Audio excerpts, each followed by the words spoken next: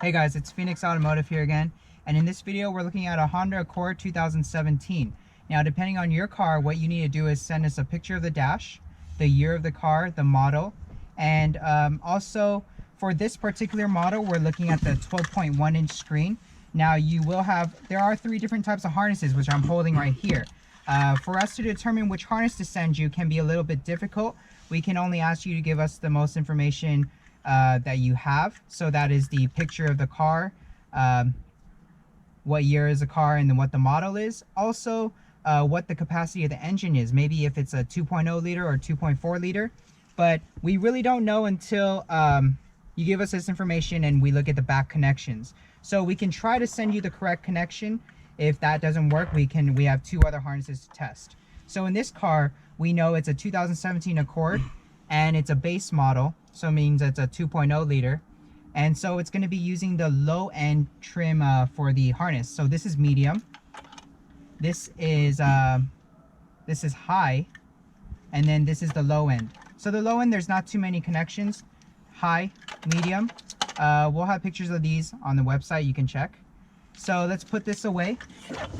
And using the low end trim, we're going to have a couple connections. 1, 2, 3, 4, 5.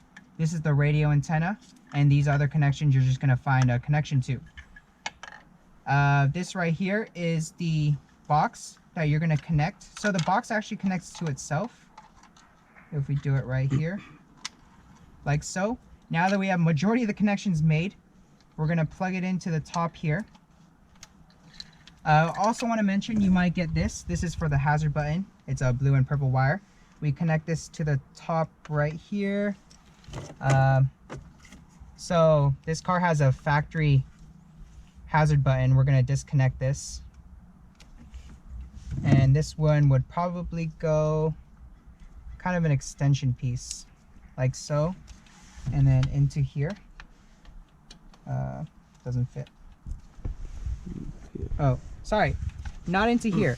The hazard button is here, but there is no plug there. My fault. It goes into the back right here. So you can see that there's a groove on the bottom and there's a cut on the right side. We're going to match that together. Let's see. Second door. All right, so this one matches, groove on the bottom and a cut right there. After you have that connected, you're going to have a USB connector to connect. And it's a brown plug, but that goes right here. You're going to plug the Wi-Fi antenna here, which is a screw-on, and a GPS antenna here, which is also a screw-on. And on the main harness, you can see we have a radio antenna, so we'll plug that in there. And again, the radio antenna is right here going to the factory.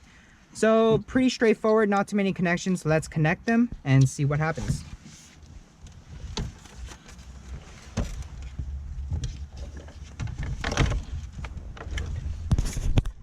So for the air conditioning, you have this right here, and this probably goes on the biggest connector. Okay, so the bottom portion, we have the hazard button, which is here. We already have it connected, but there is this for the OEM AC control. You're going to be keeping that, and you're going to put the rest of the connections up here onto this area right here. So let's make these connections. That's one. Let's make the radio antenna connector right here, and the other two connections, one of this as well as right here. Maybe that's not used. So from me just connecting these connections, I made all these connectors. I still have two connections that are not connected from the factory unit, and I have one from our harness that doesn't have a connection.